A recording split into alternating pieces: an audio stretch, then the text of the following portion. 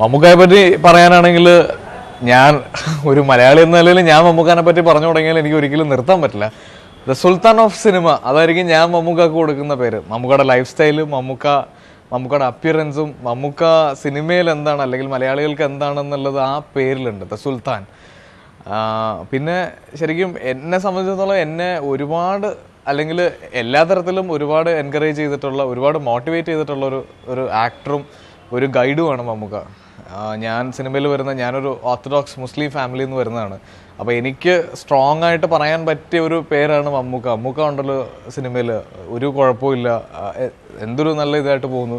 അപ്പോൾ എനിക്ക് വാദിച്ച് നിൽക്കാൻ ഞാൻ എപ്പോഴും സപ്പോർട്ട് ചെയ്തുകൊണ്ടിരുന്ന ഒരു പേരാണ് മമ്മൂക്കയുടെ പേര്.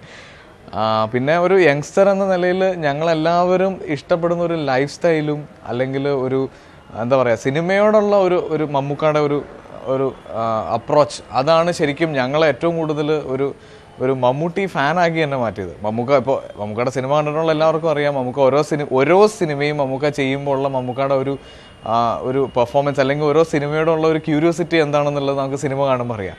ഇപ്പോൾ പാലേരി മാണിക്യം എന്ന് പറഞ്ഞ സിനിമ കഴിഞ്ഞ് ഇമ്മീഡിയറ്റ് ആയിട്ട് വന്നത് ബെസ്റ്റ് ആക്ടർ എന്ന് പറഞ്ഞ സിനിമ. രണ്ടും രണ്ട് എക്സ്ട്രീമിൽ നിൽക്കുന്ന സിനിമ. ഇപ്പോൾ രണ്ട് തരത്തിലുള്ള ക്യാരക്ടേഴ്സ് അല്ലെങ്കിൽ മമ്മൂക്ക എടുക്കുന്ന ആ ഒരു ക്യാരക്ടേഴ്സ്, ഇതൊക്കെ ശരിക്കും ഒരു സിനിമയെ ആത്മാർത്ഥമായിട്ട് കാണുന്ന ഒരാളെന്ന നിലയിൽ എന്നെ ഒരുപാട് എന്താ പറയുക, ഒരുപാട് ഇമ്പ്രൂവ് ചെയ്യാൻ അല്ലെങ്കിൽ ഒരുപാട് സിനിമയെ സീരിയസ് ആയിട്ട് കാണണം എന്ന് എന്നെ പഠിപ്പിച്ച ഒരാളാണ്.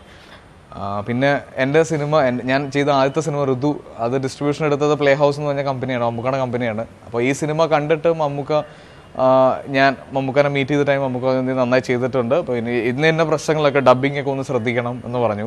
അത് കഴിഞ്ഞ് അപൂർവരാഗവും കഥ തുടരുന്നതും ട്രാഫിക്കും എല്ലാം കണ്ടിട്ട്, എൻ്റെ 4 സിനിമ കണ്ടിട്ട് മമ്മൂക്ക എൻ്റെ അടുത്ത് പേഴ്സണലായിട്ട് വിളിച്ച് പറഞ്ഞിട്ടുണ്ട്, ഈ സിനിമ ഒക്കെ നന്നായി ചെയ്തിട്ടുണ്ട്, ഇന്ന പ്രശ്നങ്ങളുണ്ട്, പക്ഷെ ബാക്കിയെല്ലാം നന്നായിട്ട് ചെയ്തിട്ടുണ്ട്. അപ്പോൾ അതൊക്കെ ഇത്രയും വലിയ ഞങ്ങളൊക്കെ ഒരു വലിയ നിലയിൽ കാണുന്ന ഒരു താരം നമ്മളെ വിളിച്ച് അല്ലെങ്കിൽ നമ്മളെ കണ്ടപ്പോൾ നേരിട്ട് പറയാമെന്ന് പറഞ്ഞാൽ അത് ശരിക്കും എന്നെ സംബന്ധിച്ചിടത്തോളം it's like a dream come true.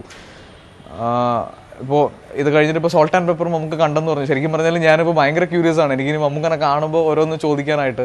അതുപോലെ എൻ്റെ ഡബ്ബിങ് ഭയങ്കര പ്രോബ്ലം. എൻ്റെ സിനിമ കണ്ട കുറേ പേരെന്നോട് പറഞ്ഞിട്ട് ഡബ്ബിങ് ചില സ്ഥലത്ത് പ്രശ്നമാണെന്ന് പറഞ്ഞിട്ട് പേഴ്സണലി മമ്മൂക്ക ഡബ്ബിങ് ശ്രദ്ധിക്കണം എന്ന് പറഞ്ഞിട്ട് ഞാൻ മമ്മൂക്കയുടെ ചോദിച്ചു, മമ്മൂക്ക ഏതെങ്കിലും സിനിമയിൽ ഡബ്ബ് ചെയ്തിരിക്കുമ്പോൾ ഞാനും കൂടെ വന്നിരുന്നോട്ടെ എന്ന് ചോദിച്ചിട്ട് മമ്മൂക്കയുടെ ഒരു സിനിമ ഡബ്ബ് ചെയ്യുമ്പോൾ എന്നെ വിളിച്ചിരുത്തി പോയിന്റ് ടു പോയിന്റ് ആയിട്ട് എന്തൊക്കെയാണ് അഭിനയിക്കാൻ നമുക്ക് പറ്റാത്ത എവിടെയൊക്കെ ഡബ്ബിങ് വഴി നമുക്ക് ഇമ്പ്രൂവ് ചെയ്യാം എന്നൊക്കെ പറഞ്ഞു തന്നിട്ടുണ്ട്.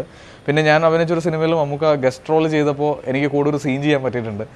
ശരിക്കും എൻ്റെ ഒരു എന്താ പറയുക, അദ്ദേഹത്തിൻ്റെ ലൈഫ് സ്റ്റൈലും അദ്ദേഹത്തിൻ്റെ സിനിമയോടുള്ള ഒരു അപ്രോച്ചും എല്ലാം എനിക്ക് ശരിക്കും അദ്ദേഹം ഒരു റോൾ മോഡൽ തന്നെയാണ്.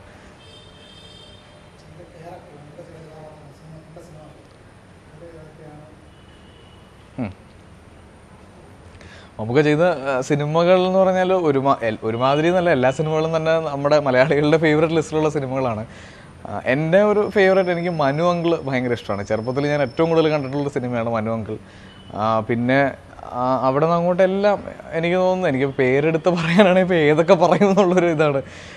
അവസാനം ഇറങ്ങിയ മുതൽ എനിക്കിപ്പോൾ എന്നെ ഏറ്റവും ഞെട്ടിച്ചത് എനിക്ക് തോന്നുന്നു പാലേരി മാണിക്യത്തിലൊരു പെർഫോമൻസ് ആണ്. ശരിക്കും 3 ക്യാരക്ടേഴ്സിനെ 3 ഡിഫറെൻറ്റ് ലെവൽസിൽ ചെയ്ത് എനിക്കതൊരു ഭയങ്കര അത്ഭുതമാണ്.